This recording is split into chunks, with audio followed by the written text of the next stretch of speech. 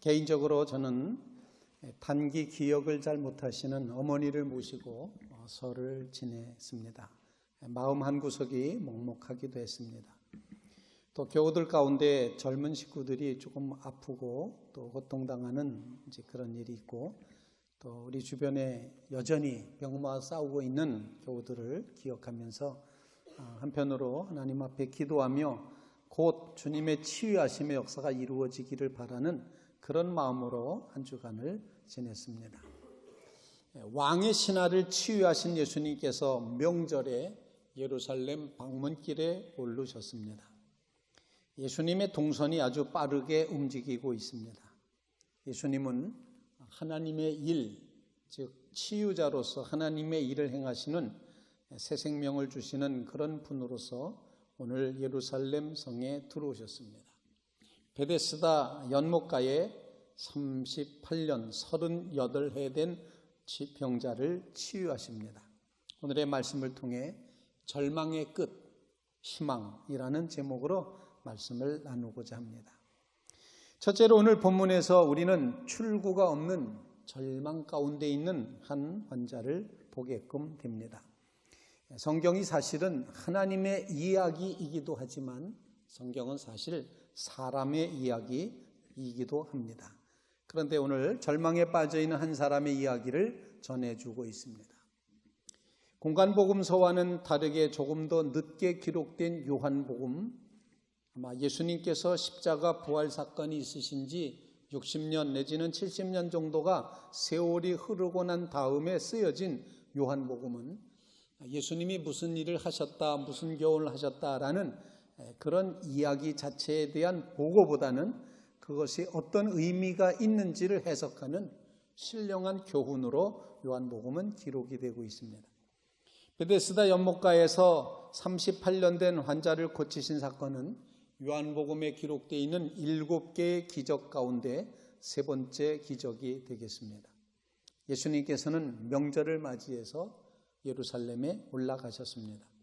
명절, 유대인들이 즐기는 명절은 유월절이거나 오순절이거나 초막절이거나 셋 중에 하나를 명절이라고 표현했을 터인데 어떤 절기에 올라가셨는지 성경은 분명히 밝히지 않고 있습니다. 팔레스타인에 사는 가나안 땅에 사는 모든 유대인들은 예루살렘에 올라가 이 절기 명절을 지키게 됩니다. 그 지역을 떠나 사는 흩어져 살았던 디아스포라 유대인들도 평생에 한 번 정도는 예루살렘 성전에 순례하여 절기에 맞춰서 명절에 올라가 하나님께 제사드리며 온 백성이 하나님을 찬송하는 것, 이것을 하나의 소망사항으로 늘 기억을 하고 있었습니다. 명절이 어느 명절인지는 모르지만 이 명절 때에는 예루살렘이 엄청 많은 사람들이 모여오게 되어 있습니다. 북적거립니다. 흥겹습니다. 명절에 예루살렘에 올 유대인들이 성전에서 하나님 앞에 제사드리기 위해서 양을 끌고 오는데 양이 들어가는 작은 문이 있었습니다. 양 데리고 들어가는 문, 그래서 사람들은 그것을 양의 문, 양문이라고 그렇게 불렀습니다. 절기를 맞이하여 양의 문 제사드리기 위해 양을 데리고 성전에 들어가는 사람들이 북적였던 그 양문 가까이에 베데스다라는 연못이 있습니다. 아마 명절이 아니더라도 이 연못가에는 사람이 늘 북적거렸을 것이다 생각을 합니다. 그냥 상상하기에 이 연못은 아마 간헐천과 같은 것이었을 것이다 생각을 해봅니다. 정확한 시간의 간격을 두고 물을 뿜어내는 그런 규칙적인 간헐천이 있는 방면에 언제 이 물이 솟구쳐 오를지 알 수 없는 불규칙적인 간헐천도 있을 수가 있는데 아마 이 베데스다 연못은 불규칙적인 간헐천이 아니었을까 그런 생각을 해봅니다. 전에 오는 이야기에는 천사가 이 연못에 내려와서 날개를 물에 담그고 휘저으면 물이 움직인다고 생각을 했습니다. 그리고 물이 움직일 때 제일 먼저 들어가는 사람은 어떤 병이든지 그 병이 낫는다고 생각을 했습니다. 물의 움직임을 기다리니 이제 이는 천사가 가끔 못에 내려와 물을 움직이게 하는데 움직인 후에 먼저 들어가는 자는 어떤 병에 걸렸든지 낫게 됨이러라 라는 구절을 가로로 표현을 하고 있습니다. 아마 나중에 후대의 기록이 첨가된 것으로 생각할 수가 있습니다. 그런데 이 연못의 치료 효과가 좀 약간은 미흡합니다. 신통하지가 못합니다. 물이 동할 때 들어가는 사람은 누구나 다 낫는다. 이러면 좋을 걸. 제일 먼저 들어가는 사람 한 사람만 난다. 이렇게 낫는다고 조건이 붙어 있습니다. 마땅한 치료 시설이 없던 시절에 그런 소문 하나 듣고도 사람들이 베데스다 연못가에 몰려들었습니다. 물이 동하기를 기다리며 제일 먼저 연못에 들어가 병고침 받아야 되겠다는 그런 소망을 가지고 많은 환자들이 모여 있는 것입니다. 오늘 본문 읽으면서 저는 중요한 대조 하나를 보게 됩니다. 하나님의 임재가 이루어지는 곳, 살아계신 하나님의 거룩하심을 드러내는 장소, 하나님의 선민인 이스라엘 백성들이 하나님 앞에 제사드리며 그리고 역사의식이 살아 숨쉬는 예루살렘 성전과 대조적으로 살아있으나 죽은 것 같은 그런 곤경과 아픔과 절망이 있는 5 행각이 있는 베데스다 연못 주변, 이 절망의 장소가 대조가 되고 있다고 생각을 합니다. 행각에 모여있는 무리들은 모두가 다 유대인들이었을 것입니다. 소경 절뚝발이 혈기 마른 자라 이렇게 표현하고 있습니다. 익명의 등장인물, 그는 오직 병이 하도 오래돼서 38해 동안 앓았던 환자라고만 이름도 없이 그렇게 기록되고 있습니다. 38해라는 것은 굉장히 상징적인 것인데, 이는 유다 백성들이, 이스라엘 백성들이 출애굽하여서 가데스 광야에서부터 세렛 시내를 건너기까지 광야를 헤맸던 그 시간이 38년의 세월이었습니다. 즉 고난의 시간만큼 고통당해 왔다는 모습. 그래서 이 38년이라는 의미는 광야의 이스라엘 백성들을 상징하며 그들이 시들고 메말라버린 유대 광야에서 절망적인 그런 38년을 지내왔던 것과 같은 그런 의미로 38년 된 환자라고 표현을 하고 있습니다. 이것이 당시 유대인들의 실상이기도 했습니다. 메말라버린, 광야에 시들러버린 정말 혈기 마른 그런 존재로 살아가는, 영적으로 메말라 있는 그런 상태, 38년 된 환자였습니다. 흥겨워하고 즐거워하는 자리가 아닌 고통의 장소였습니다. 38년 동안 물이 동할 때마다 제일 먼저 들어가야지 생각했지만 한 번도 먼저 들어갈 수가 없었습니다. 긴 세월이 지나면서 병은 더 악화되었을 것 같습니다. 앞으로도 물이 동할 때 제일 먼저 들어갈 가능성 잘 보이질 않습니다. 그래서 절망의 베데스다 목가가 되고 말았습니다. 그러나 그럼에도 불구하고 베데스다 목가를 떠나지 못하고 있습니다. 머물러 있습니다. 특별히 갈 만한 곳도 없기 때문입니다. 베데스다 연못은 병고침의 소망을 가지고 모였지만 실제로는 소망이 없는 장소, 절망의 장소였습니다. 의미 없는 시간들이 흘러가는 38해의 시간이 흘러가 버린 그런 장소였습니다. 출구가 없는 삶, 거기 절망이 도사리고 있었습니다. 이 이야기는 그 시대에 있었던 그 이야기로 읽지 말고 우리의 이야기로 생각하며 읽어야 된다, 그렇게 생각을 합니다. 이 말씀 가운데, 말씀의 행간 속에 우리 자신이 거기 포함되어 있지 않은가? 우리가 거기 있다. 거기 38해 된 병자가 있다라는 말씀, 글자와 글자 사이 그 빈 공간을 채우며 우리가 거기에 포함되어 있다는 사실입니다.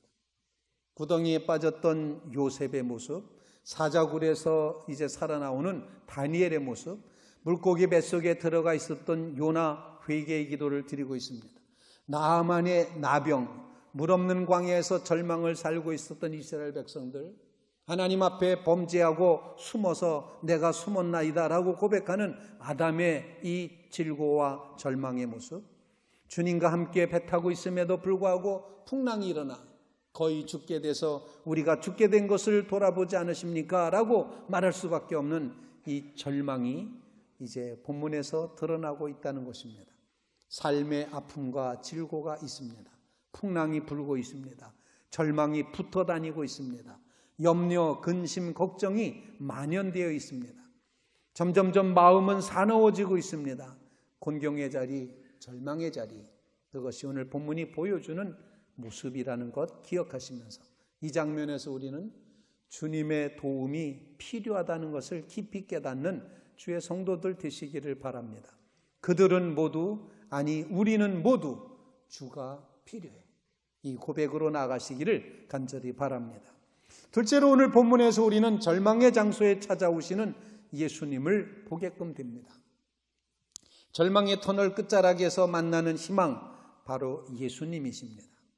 두 다리로 일어설 만한 믿음조차도 없었던 38년 된 환자.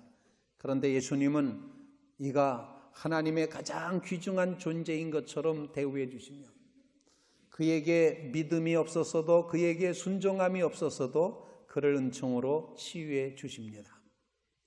정말 주님께서 그에게 참으로 친절하게 하셨다 생각을 합니다. 이 이야기는 정말 굉장히 이상적인 이야기이기도 합니다. 이 사람이 어떤 자격이 있다든지 믿음이 있었다든지 행함이 있었다든지 아무것도 없는데도 불구하고 예수님은 38년 동안 누워 있었던 그를 일어나라, 자리를 들어라, 걸어가라 이렇게 말씀하심으로 치료를 해 주신다는 것입니다. 이야기가 우리의 이야기라고 생각하고 읽어볼 때 주님이 우리를 향해 다가오셔서 일어나라, 그리고선 자리를 거두어 들어라, 그리고는 걸어가라 이렇게 말씀하시는, 찾아오시는 주님을 여러분들이 꼭 거부하지 말고 그 주님을 맞이하시게 되기를 간절히 바랍니다. 절망의 나락에서 38년을 살아온 인생살이가 남의 얘기가 아니라 우리의 이야기라는 사실, 그 백성의 이야기가 아니라 바로 나의 이야기라는 사실로 읽어가실 수 있기를 바랍니다. 예수님은 예루살렘 성전 북쪽에 있는 연못 근처에서 이 38년 된 환자와 마주치십니다. 연못의 크기가 길이가 110m, 넓이가 40m, 수심이 23m라고 고고학자들의 발굴에 그렇게 표현을 하고 있습니다. 5개의 현관이 딸린 기둥이 연못을 굽어보고 있습니다. 사실 연못을 가꾼다는 것은 부와 번영의 상징이긴 했지만 연못 주변에는 아프고 병든 자들이 모여 살고 있었습니다. 베데스다, 이름의 뜻, 올리브의 집이라는 뜻도 되고 자비의 집, 사랑의 집이라고, 은혜의 집이라고 번역할 수도 있겠습니다. 상처받은 사람들이 모이는 곳이라면 그것이 어디나 다 베데스다일 수 있다는 것입니다. 연못 속에 있는 샘에서 가끔씩 물이 솟을 때마다 연못의 거품이 일었습니다. 당시 사람들은 천사가 날개짓한다 믿었던 것 같습니다. 그리고 거기에서 그 물에 빨리 들어가는 사람은 치유함이 일어난다는 것입니다. 실제로 치유가 일어나는지는 우리로서는 알 수 없지만, 하지만 그것을 시도해 보려고 수많은 사람들이 베데스다 연못가에 모여 있다는 것은 분명한 사실입니다. 마치 정말 이제 시장 한복판에 있는 것과 같은 그런 모습이었을 것입니다. 베데스다 연못가에 가면 무엇을 보고 있었을까요? 사람들이 다 누워 있는 것을 보게 될 것입니다. 무슨 소리가 들리겠습니까? 끝없이 이어지는 신음소리를 듣게 될 것입니다. 이름도 없는 많은 환자들이 뒤덮여 있는 연못 둘레길, 지나가는 사람들은 대개 눈길도 주지 않고 신속하게 무시하며 그 길을 지나갔을 것입니다. 하지만 예수님은 그렇지 않았습니다. 예수님은 절기를 지키기 위해 예루살렘에 오셨는데 동행도 없이 혼자 오셨습니다. 제자들을 가르치러 오신 것도 아니고 사람을 불러 모으러 오신 것도 아니었습니다. 주님은 자신을 필요로 하는 사람들을 위해서 거기 오신 것입니다. 고통으로 신음하는 사람들 사이로 예수님이 걸어가십니다. 예수님은 무슨 생각을 하며 이 그 길을 걸으셨을까? 발목을 잡는 사람을 쳐다보셨을 겁니다. 눈먼 아이가 예수님 앞에 넘어질 때 예수님은 안타까운 마음으로 바라다 보셨을 것입니다. 쭈글쭈글한 주름진 손으로 붙잡으며 적선을 요청할 때 주님의 마음은 어떠하셨을까? 베데스다를 바라보고 계시는 주님의 마음, 그래서 주님은 그들 가운데 걸어 들어가십니다. 주님이 그런 곳에 오셨다는 것만으로도 우리는 이 이야기는 충분한 가치가 있다고, 충분한 은혜가 있다고 그렇게 생각이 됩니다. 주님은 성전에 계셨어야 되지만 지금 베데스다 이 절망의 자리에 걸어오신 것입니다. 하나님이신 예수님이 병자와 함께 계신다는 것, 바로 성육신의 하나님이라는 사실, 아픔과 고통의 자리에 찾아오셨다는 사실, 주님은 그렇게 그들 가운데 계셨습니다. 남루한 풍경, 이 처참한 광경을 보면서 마음 아파 긍휼의 눈에 눈물을 담고 계시는 젊은 목수 하나님의 아들 예수 그리스도, 그분이 그들의 고통 가운데, 아니 우리의 고통 가운데 동참하고 계시다는 것입니다. 오늘 이사야서 63장 9절 말씀에 하나님은 그들의 모든 환난에 동참하사라고 기록을 하고 있습니다. 이날 베데스다 연못가를 걸으신 예수님은 한숨을 쉬셨을 것입니다. 탄식하셨을 것입니다. 바로 주님은 긍휼의 마음으로 그들에게 찾아오셨다는 것입니다. 오늘 본문 이사야서의 말씀은 이사야가 하나님의 택한 백성인 이스라엘 백성 선민의 대표자가 되어서 이 백성을 구원해 달라고 중보 기도를 하기에 앞서서 내가 왜 중보 기도를 할 수 있는지 그 근거를 고백하는 장면이 오늘 본문 말씀입니다. 과거에 하나님께서 이스라엘 백성을 선택하셨습니다. 그 백성을 구원해 내셨습니다. 그 백성이 하나님 앞에 범죄했을 때는 심판과 징계를 감행하셨습니다. 그리고 그 백성이 회개하고 돌아왔을 때에는 하나님이 반드시 회복시켜 주셨습니다.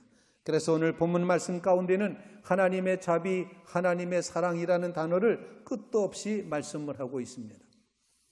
정말 하나님께서는 그 백성들을 향하여서 하나님의 자비와 사랑으로 정말 출구도 없는 그런 인생살이 가운데서 내가 여호와께서 우리에게 베푸신 모든 자비와 그의 찬송을 말하며 그의 사랑을 따라 그의 많은 자비를 따라 이스라엘 집에 베푸신 큰 은총을 말하리라. 그들의 모든 환난에 동참하사 그의 사랑과 그의 자비로 그들을 구원하시고 옛적 모든 날에 그들을 드시며 안으셨으나 그들이 반역하여 주의 성령을 근심하게 하셨다. 하지만 하나님은 여전히 주의 백성을 인도하사 이름을 영화롭게 하시고 여호와의 영이 그들을 골짜기로 내려가는 가축같이 편히 쉬게 하셨다. 이렇게 말씀하고 있습니다. 하나님은 성육신의 하나님이시라는 것입니다. 하나님이 찾아오셨습니다. 하나님이 이 베데스다 연못가에 오셨다는 사실, 바로 이것이 주님의 주시는 귀한 은혜, 우리를 향하여 다가오시는 하나님의 은혜인 줄로 분명히 믿습니다. 하나님의 아들 예수 그리스도께서 베데스다 연못가 출구도 없는 절망의 장소에 들어오셨습니다. 은총입니다. 사랑입니다. 구원입니다. 이곳에 오소서, 이곳에 앉으소서, 이곳에서 드리는 우리의 예배를 받으소서. 바로 그런 장소가 되었습니다. 이곳에 오신 예수님께서 38년 된 황자를 향하여 내가 낫고자 하느냐 묻고 있습니다. 주여, 물이 움직일 때 나를 못에 넣어주는 사람이 없어 내가 가는 동안에 다른 사람이 먼저 내려가나이다. 이렇게 대답을 합니다. 보통은 기적이 나타날 때는 예수님의 말씀에 믿고 순종했을 때 기적이 일어났습니다. 믿음이 구원이었습니다. 믿음이 능력이었습니다. 그런데 베데스다 못가의 38년 된 환자는 그런 믿음이나 순종을 찾아볼 수가 없습니다. 그들의 믿음을 보시고 내 믿음이 너를 권하였도다. 믿음대로 되라. 내 믿음이 크도다. 내 소원대로 되리라. 예수님께서는 믿음을 보시고 고쳐주셨는데 지금 베데스다 연못가에서는 믿음도 순종도 없음에도 불구하고 오직 주님의 은혜로, 주님의 자비로, 주님의 사랑으로 그 병자를 향하여 일어나라, 내 자리를 들고 가라, 걸어가라 말씀하심으로 고쳐주셨습니다. 즉, 이 본문에는 오직 다가와서 베푸신 하나님의 은총만 작동하고 있다는 사실, 하나님의 은혜만 채워져 있다는 사실, 철저하게 하나님의 자비하심, 긍휼히 여기심, 그것만 작용하고 있음을 보여주고 있습니다. 인간의 공로나 업적이 아니었습니다. 심지어 믿음도 아니었습니다. 오직 주님의 은혜였습니다. 그 은혜로 다가오신 예수 그리스도를 여러분의 심령 가운데 모시게 되기를 주님의 이름으로 축원을 드립니다. 세 번째로 오늘 본문에서 우리는 새로운 출발, 새로운 발걸음을 보게끔 된다는 것입니다.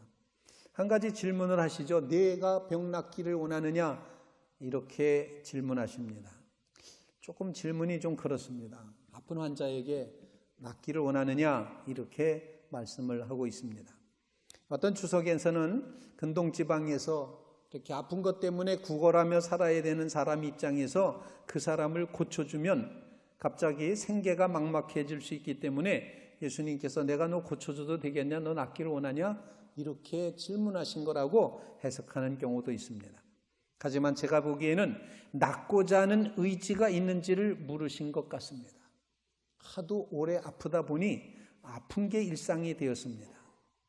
그렇기 때문에 지금 본문에 보면 누워있는지라 이렇게 표현했는데 제가 스스로 질문해 봤습니다. 이 사람은 누워있는 게 편할까? 앉아있는 게 편할까? 누워있는지라. 아마 이 사람은 그저 누워있는 게 더 편할 수 있는 그런 사람이었을 것 같습니다. 즉 아픈 게 일상이 되었고 누워있는 것이 자신의 일상이었고 정말 낫고자 하는 의지가 있는지 주님이 묻고 계십니다. 너무도 오래된 병이라 병 자체를 당연시하면서 살아가고 있었던 그에게 낫고자 하는 의지가 있느냐라는 질문을 이제 던지신 것입니다. 못에 넣어주는 사람이 없습니다. 이 표현은 불평일까요? 아니면 스스로를 향한 불쌍히 여기는 마음, 정말 안 됐다라고 하는 생각에 그런 대답이었을까요? 아니면 정말 사실 그대로 아무 생각 없이 아무도 나를 거기에 넣어주는 사람이 없습니다. 이렇게 대답한 것일까요? 어떻든 사정이 어떠하든 주님이 말씀하십니다. 일어나 네 자리를 들고 걸어가라. 그 사람이 곧 나아서 자리를 들고 걸어가니라. 우리도 그랬으면 좋겠습니다. 우리도 정말 그랬으면 좋겠습니다. 예수님이 말씀하시는 대로 했으면 좋겠습니다. 예수님이 뭔가를 말씀하시면 그대로 이루어진다는 것을 우리가 믿고 알고 그대로 됐으면 좋겠다는 생각입니다. 연못가의 병자가 사지가 마비되어 있는데 우리는 무엇이 마비되어 있습니까? 양심이 마비되어 있습니까? 우리의 고집이 마비되어 있습니까? 우리의 의지가 마비되어 있습니까? 어떤 마비 증상이 우리를 묶고 있습니까? 죄 지면 안 되는데 이건 죄인데라고 하면서도 여전히 죄에 누워있기를 즐기고 있는 그런 마비 증상이 우리에게 있지는 않습니까? 치유되어야 할 이 고집스러운 반항심의 정체는 도대체 무엇입니까? 예수님께서 우리에게 일어나라고 하실 때 모두 일어나실 수 있기를 간절히 바랍니다.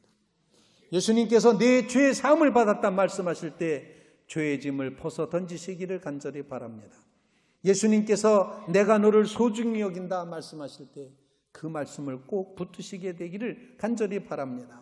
너는 영원히 살 것이다 말씀하실 때 두려움을 묻어버리고 영원한 생명을 향하여 새 출발, 새 발걸음을 옮기시게 되기를 간절히 바랍니다. 염려 마라, 걱정 마라, 내가 너를 위해 준비하였다 여호와 이레다 말씀하실 때 염려, 근심을 다 뒤로 던져버리고 여호와 이레로 살아가는 믿음의 성도들 되시기를 바랍니다. 일어나라 말씀하실 때 일어나실 수 있기를 간절히 바랍니다. 38년이나 됐어요. 이런 말 하지 마시고 일어나라. 그때 일어나야 됩니다. 그때 움직일 수 있어야지 된다는 것입니다. 여러분 모두 말씀대로 되어지는 축복이 임하시게 되기를 간절히 바랍니다. 우스갯 이야기 같지만 나폴레옹의 이야기 가운데 이런 이야기가 있습니다. 나폴레옹 황제가 타던 말이 도망쳤습니다. 그 말을 뒤따라가서 정말 죽을 고생을 다해서 한 병사가 그 말을 붙잡아 가지고 왔습니다. 이는 힘을 다해서 말을 잡아 나폴레옹 황제 앞으로 끌고 왔습니다. 나폴레옹 황제가 그 병사에게 고마움을 표시했습니다. 고맙네 장교 이렇게 말했습니다. 이 사람이 뭐였다 그랬죠? 쫄병이었죠. 병사였죠. 그런데 그를 향해서 고맙네 장교 이렇게 한마디 했습니다. 이 한마디가 그 병사를 진급시켰습니다. 아니 스스로 그렇게 생각을 했습니다. 황제가 장교라고 불렀으니 나는 이제 장교다 이렇게 믿었습니다. 그는 병창기에 가서 새 장교 제복을 골라 입었습니다. 그리고 장교 막사에 가서 자기 침대 하나를 골라 잡습니다. 그리고 장교 식당에 가서 식사를 합니다. 황제가 그렇게 말했기 때문에 그는 그렇게 믿었습니다. 우리도 그렇게 할 수 있기를 간절히 바랍니다. 너는 내 자녀다 말씀하시니 하나님의 자녀로 사시기를 간절히 바랍니다. 너는 구원받았다 말씀하시니 구원받은 자로 사시기를 바랍니다. 너는 나았다 선포하시니 질병에서 나은 사람으로 사시기를 바랍니다. 38년 동안 머물렀던 장소가 아무리 익숙해도 아무리 편리해도 그 자리에서 일어나시기를 바랍니다. 새 출발, 새 삶으로 나아가는 성도들이 되시기를 주님의 이름으로 축원을 드립니다. 오늘 말씀이 여러분의 이야기 아니겠습니까? 정말 그렇게 되기를 바랍니다. 그렇게 될 수 있습니다. 절망의 상처 속에 있어도 낯선 예수님께서 우리의 삶 속으로 환난 중에 동참하여 찾아오십니다. 그리고 손 내밀어 우리를 일으켜 세우십니다. 그분은 우리의 주님 예수 그리스도십니다. 이제 그 손을 잡는 일이 우리 자신에게 달려있다는 사실, 우리에게 정말 이 절망의 끝자락에서 손 내미시는 희망이신 예수 그리스도를 붙잡고 나가는 주의 성도들 되시기를 주님의 이름으로 부탁을 드립니다. 주님여, 이 손을 꼭 잡고 가소서. 약하고 피곤한 이 몸을 폭풍우 흑암소 해치사 빛으로 손잡고 날 인도하소서.